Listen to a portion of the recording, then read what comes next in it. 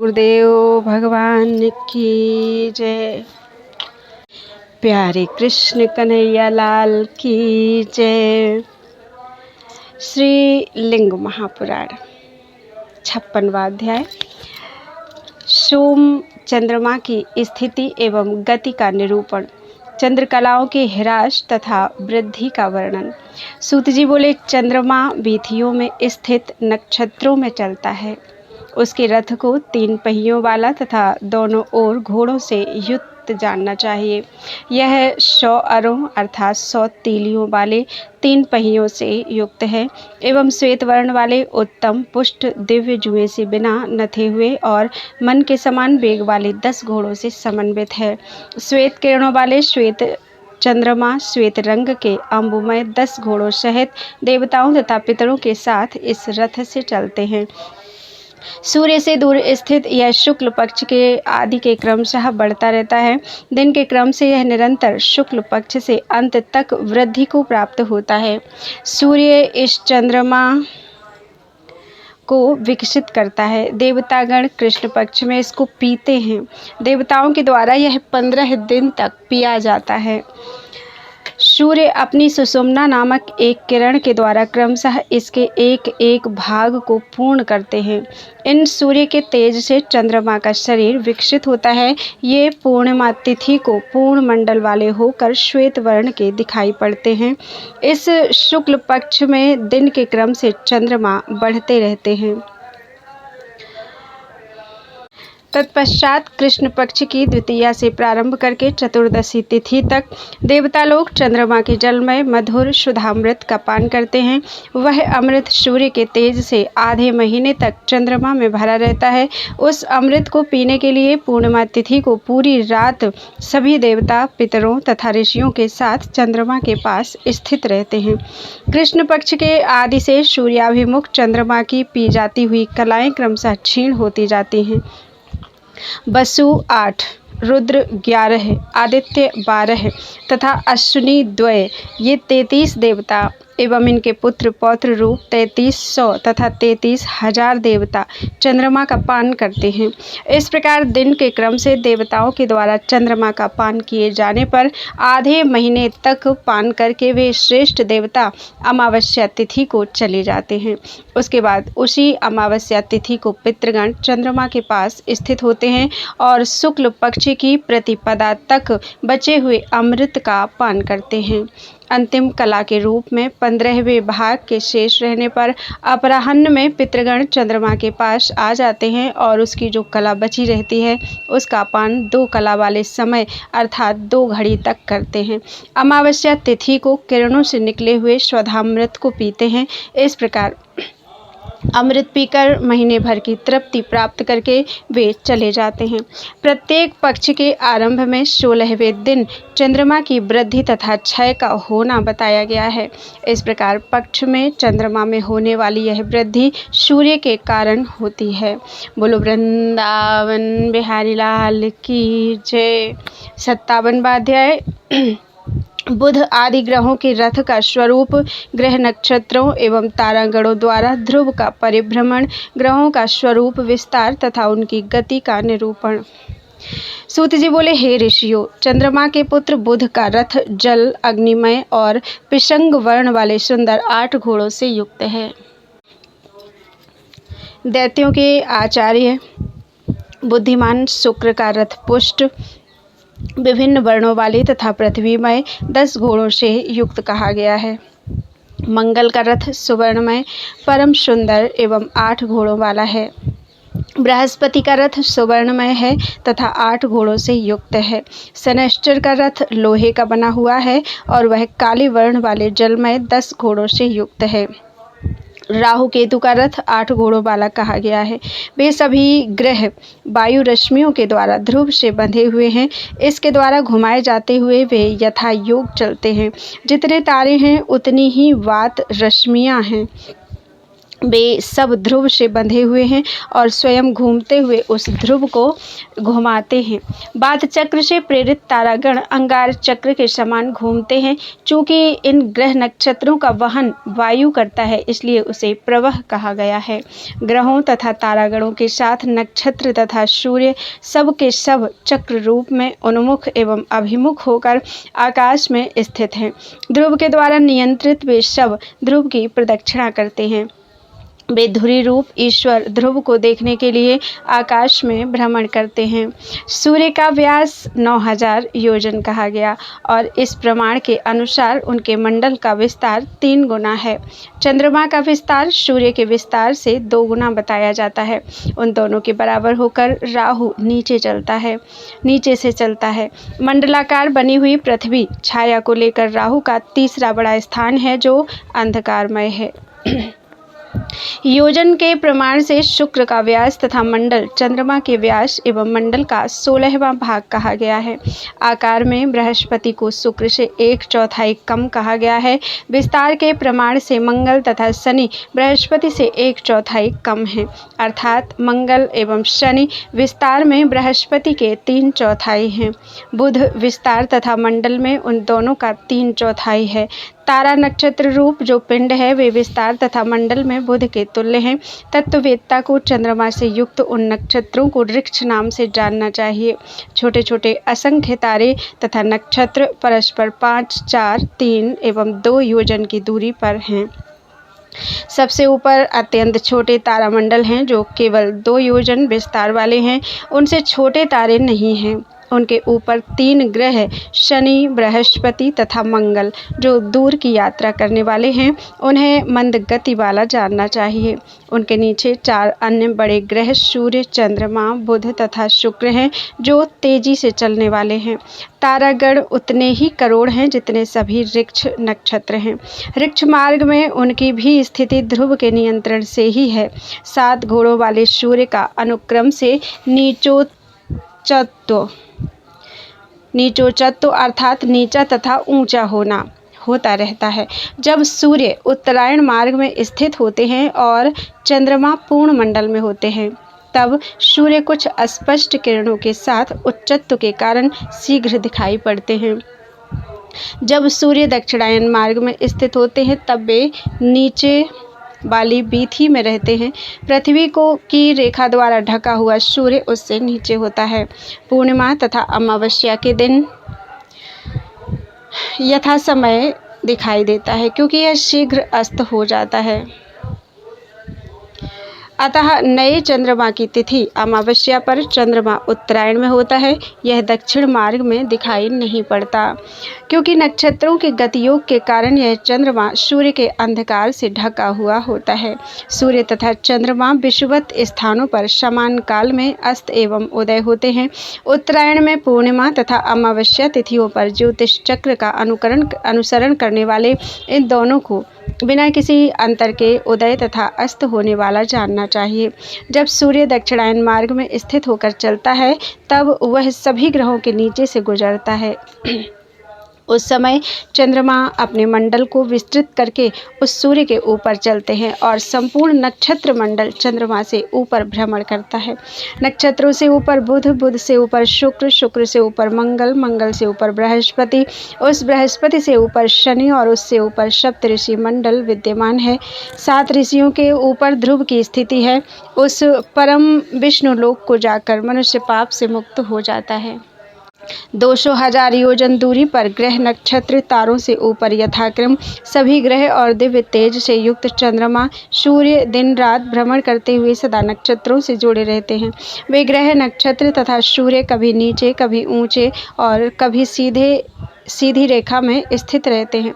समागम तथा भेद दोनों स्थितियों में वे प्रजाओं को एक साथ देखते हैं।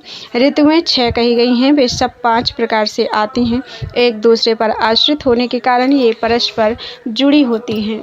किंतु उनका यह योग एक दूसरे के साथ बिना संकर अर्थात बिना मिश्रण के ही होता है। ऐसा विद्वानों को जानना चाहिए। हे द्विजो, इस प्रकार मैंने जैसा देखा तथा सुना है उसके अनुसार संक्षेप में सूर्य आदि ग्रहों की गति का वर्णन किया। पद्मयोनि ब्रह्मा जी ने ग्रहों के अधिपति के रूप में 1000 किरणों वाले भगवान सूर्य को अभिषिक्त किया है, जैसे रुद्र ने कार्तिकेय को अभिषिक्त किया है। अतः सज्जनों को अपने कार्य की सिद्धि के लिए सूर्य ग्रह की पीड़ा के समय कहे गए विधान के अनुसार यथाविधि अग्नि में ग्रहार्चन करना चाहिए। बोलो वृंदावन बिहारी लाल की जय। 58वां अध्याय। ब्रह्मा द्वारा शिव के आदेश से ग्रहों, नक्षत्रों, जलों आदि के अधिपति के रूप में सूर्य, चंद्रमा, वरुण आदि की प्रतिष्ठा का निरूपण। ऋषिगण बोले, हे सूत जी, सर्वात्मा प्रजापति ब्रह्मा जी ने सभी प्रमुख देवताओं तथा दैत्यों को अधिपति के रूप में किस प्रकार अभिषिक्त किया, इस समय हम लोगों को बताइए। सूत जी बोले, हे ऋषियों, भगवान ब्रह्मा ने ग्रहों के अधिपति के रूप में सूर्य का और नक्षत्रों तथा औषधियों के अधिपति के रूप में चंद्रमा का अभिषेक किया। उन पितामह ने वरुण देव को जलों का अधिपति, यक्षों में श्रेष्ठ कुबेर को धनों का अधिपति, विष्णु जी को आदित्यों का अधिपति, अग्नि को वसुओं का अधिपति, दक्ष को प्रजापतियों का अधिपति, इंद्र को मरुतों का अधिपति, दैत्य श्रेष्ठ प्रहलाद को दैत्यों तथा दानवों का अधिपति, धर्म को पितरों का अधिपति, निरति को राक्षसों का अधिपति, रुद्र को पशुओं का अधिपति, गणों के नायक नंदी को भूतों का अधिपति, भयंकर वीरभद्र को वीर पिशाचों का अधिपति, सभी देवताओं द्वारा नमस्कृत चामुंडा को मात्र गणों का अधिपति, देव देवेश ईश्वर नील लोहित को रुद्रों का अधिपति, व्योम से उत्पन्न तथा हाथी के समान मुख वाले विनायक को विघ्नों का अधिपति, देवी उमा को स्त्रियों का अधिपति, देवी सरस्वती को वाणी का अधिपति, विष्णु को मायावियों का अधिपति, स्वयं अपने को संपूर्ण जगत का अधिपति, हिमालय को पर्वतों का अधिपति, गंगा को नदियों का अधिपति, जलनिधि महासागर को सभी समुद्रों का अधिपति और अश्वत्थ तथा प्लक्ष को वृक्षों का अधिपति बनाया। उन्होंने चित्ररथ को गंधर्वों, विद्याधरों तथा किन्नरों का अधिपति, उग्र तेज वाले वासुकी को नागों का अधिपति और उग्र वीर्य वाले तक्षक को सर्पों का अधिपति बनाया। उन्होंने उग्र पराक्रम वाले गजेंद्र ऐरावत को दिग्गजों का स्वामी, गरुण को पक्षियों का स्वामी और उच्चैः श्रवा को घोड़ों का स्वामी बनाया। उन्होंने सिंह को मृगों का स्वामी, वृषभ को गौओं का स्वामी, सरभ को सिंहों का स्वामी, अतुलनीय गुह कार्तिकेय को सेनाधिपों का स्वामी और लकुलीश को श्रुतियों तथा स्मृतियों का स्वामी बनाया। उन्होंने सुधर्मा, शंखपद, केतुमान तथा हेम रोम को क्रमशः सभी दिशाओं के अधिपति के रूप में अभिषिक्त किया। उन्होंने पृथु को पृथ्वी का स्वामी, महेश्वर को सबका स्वामी और सब कुछ जानने वाले वृषभ ध्वज शंकर को चारों विश्व प्राज्ञ तेजस तुरीय मूर्तियों का स्वामी बनाया। इस प्रकार भगवान ब्रह्मा ने शंभु की कृपा से पूर्व काल में इन सभी को क्रम से अभिषिक्त किया। इन्हें अभिषिक्त करके लोकों के स्वामी पुण्यात्मा ब्रह्मा बहुत प्रसन्न हो गए। हे श्रेष्ठ मुनियों, मैंने आप लोगों को यह विस्तार से बता दिया। विश्व को उत्पन्न करने वाले ब्रह्मा ने इसी तरह से विशिष्ट गुणों से युक्त इन सब को अभिषिक्त किया था। बोलो वृंदावन बिहारी लाल की जय। 59वां अध्याय। पार्थिव, शुचि तथा वैद्युत नाम से अग्नि के 3 रूपों का वर्णन, 12 मास के 12 सूर्यों का नाम निर्देश एवं सूर्य रश्मियों का वर्णन। सूत जी बोले, यह सुनकर मुनि लोग संशय में पड़ गए और उन्होंने उन रोमहर्षण सूत जी से पुनः यह बात पूछी। ऋषिगण बोले, वक्ताओं में श्रेष्ठ हे सूत जी, आपने यहाँ जो कहा है उसे तथा ग्रहों के निर्णय को विस्तार से बताइए। तब उनका वचन सुनकर उनके संदेह को दूर करने के लिए सूत जी एकाग्र चित्त होकर उत्तम बात कहने लगे। इस विषय में शांत बुद्धि वाले महाज्ञानियों ने जो कुछ बताया है उसे मैं आप लोगों से कहूँगा और चंद्रमा तथा सूर्य की गति का वर्णन करूँगा। मैं यह बताऊँगा कि सूर्य, चंद्र आदि ग्रह किस प्रकार देवताओं के निवास स्थान हैं। इसके बाद मैं अग्नि की 3 प्रकार की उत्पत्ति का वर्णन करूँगा। दिव्य अग्नि, भौतिक अग्नि तथा पार्थिव अग्नि के विषय में बताऊँगा। अव्यक्त से उत्पन्न होने वाले ब्रह्मा की रात्रि बीत जाने पर यह दृश्य जगत अस्पष्ट था। और घोर अंधकार से आच्छन्न था। इस लोक के विशेष रूप से नष्ट हो जाने पर तथा इसका चौथाई भाग अवशिष्ट रहने पर संसार का कार्य सिद्ध करने वाले वे भगवान ब्रह्मा सृष्टि की कामना से खद्योत की भांति वहाँ विचरण करने लगे। तदनंतर पृथ्वी तथा जल में संश्रित उन जगदीश्वर ने लोक के आदि में अग्नि का सृजन करके पृथ्वी के जल का संहरण कर उसके प्रकाश के लिए अग्नि को 3 भागों में विभक्त किया। इस लोक में जो पवन है वह पार्थिव अग्नि कहा जाता है और जो अग्नि सूर्य में तपती है उसे शुचि अग्नि कहा गया है। विद्युत से उत्पन्न अग्नि को अब्ज जानना चाहिए। इस प्रकार जल के गर्भ से उत्पन्न वैद्युत, जाठर तथा सौर, ये 3 अग्नियां हैं। अब मैं उनके लक्षणों को बताऊंगा। विभु सूर्य अपनी किरणों से जल को पीते हुए चमकते हैं। जल से उत्पन्न अग्नि जल में समाविष्ट रहती है और वह जल से नहीं बुझती है। मनुष्यों के उदर में रहने वाली अग्नि प्रशांत नहीं होती, वह पवन अग्नि ज्वाला युक्त होती है किंतु निष्प्रभ होती है। उसे जठर अग्नि कहा गया है। यह जो अग्नि है वह एक मंडल के रूप में शुक्ल वर्ण वाली तथा ऊष्मा रहित होती है। सूर्य के अस्त हो जाने पर उनकी संपूर्ण प्रभा एक पाद अर्थात चौथाई रह जाती है। वह प्रभा रात्रि के समय अग्नि में प्रविष्ट हो जाती है, इसलिए वह दूर से प्रकाश दिया करती है। जब सूर्य पुनः उगता है तब पार्थिव अग्नि की उष्णता एक चरण से सूर्य में प्रवेश कर जाती है, इसलिए अग्नि तपती है। सूर्य तथा अग्नि के तेज, प्रकाश एवं उष्ण गुण रूप स्वरूप वाले हैं। ये दोनों परस्पर अनुप्रवेश के कारण एक दूसरे को आप्यायित करते हैं। मेरु के दक्षिणी तथा उत्तरी भूमध्यर्ध में जब सूर्य उदित होता है तब रात्रि जल में प्रवेश कर जाती है, इसलिए दिन के समय रात्रि के जल में प्रवेश करने के कारण जल ताम्रवर्ण हो जाता है। जब सूर्य अस्त होता है तब दिन जल में प्रवेश कर जाता है, इसलिए रात में जल पुनः शुक्ल वर्ण वाला तथा चमकीला दिखाई पड़ता है। इसी क्रमयोग से उदय एवं अस्त दोनों समयों में दिन और रात दक्षिणोत्तर भूमध्यर्ध में जल में प्रवेश किया करते हैं। जो यह सूर्य अपनी किरणों से जल को पीता हुआ तपता रहता है उसे पार्थिवाग्नि मिश्रित दिव्य शुचि अग्नि कहा गया है। 1000 पाद किरण वाली यह अग्नि वृत्त कुंभ के तुल्य कही गई है। वह अपनी 1000 नाड़ियों किरणों से चारों ओर से नदियों, समुद्रों, कूपों, बावलियों, नालों आदि स्थावर जंगम से जलों को ग्रहण करती है। उसकी 1000 नाड़ियां हैं जो शीत, उष्ण और वर्षा से युक्त हैं। उनमें से विचित्र रूपों वाली 400 नाड़ियां वर्षा करती हैं। वे भजना, माल्या, केतना तथा पतना हैं। अमृता नाम वाली ये सभी रश्मियां वृष्टि करने वाली हैं।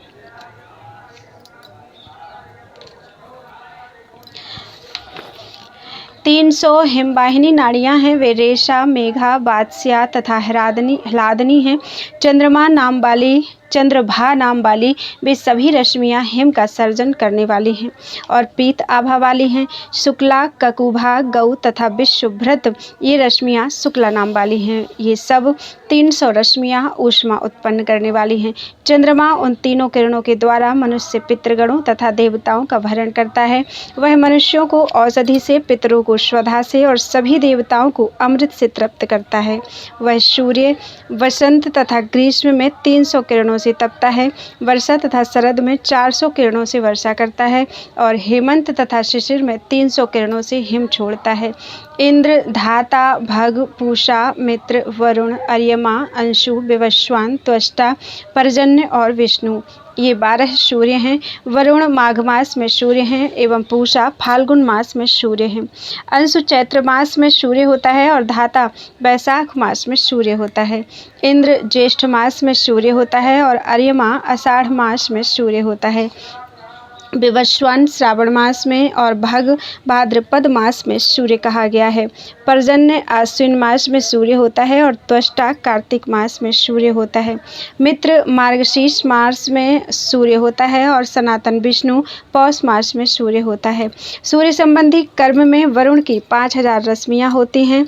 पूषा 6000 किरणों से, अंशुदेव 7000 किरणों से, धाता 8000 किरणों से और इंद्र 9000 किरणों से सूर्य कर्म करते हैं।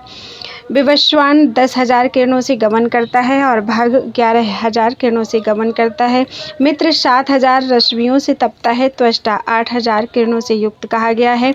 अर्यमान 10,000 किरणों से तथा पर्जन्य 9,000 किरणों से गमन करता है। विष्णु नामक सूर्य 6,000 रश्मियों से पृथ्वी पर तपता है। सूर्य वसंत ऋतु में कपिल वर्ण के और ग्रीष्म ऋतु में स्वर्ण की प्रभा वाले होते हैं। वे सूर्य वर्षा ऋतु में श्वेत वर्ण और शरद ऋतु में पांडु वर्ण के होते हैं। रवि हेमंत ऋतु में ताम्र वर्ण वाले और शिशिर ऋतु में लोहित वर्ण वाले होते हैं। इस प्रकार मैंने सूर्य में होने वाले रंगों का वर्णन किया। सूर्य औषधियों को बल देते हैं, स्वधा से पितरों को तृप्त करते हैं और देवताओं को अमृत प्रदान करते हैं।